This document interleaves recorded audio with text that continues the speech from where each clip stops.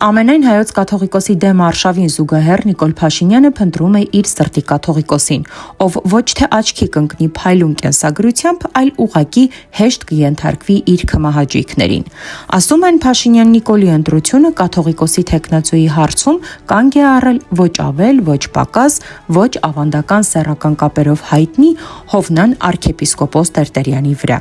Իսկ ով է այս arczepiskoposը։ Ըստ տեղեկությունների 1975 թվականին Անտիլիասում ծառայելու ժամանակ 12 տարեկանում սեռական կապի մեջ է եղել տեղի քահանայի հետ, ինչի պատճառով էլ նրան վռնդել են այնտեղից։ Նման անհասկանալի կապեր է ունեցել նաև Էջմիածնում, այդ մասին հրապարակումներ չեն եղել, միանգամից ուղարկել են Կանադա, հետո արդեն Միացյալ Նահանգներ։ 2003 թվականին խայտառակ սկանդալով Հովնան Տերտերյանին Կանադայից են վռնդել։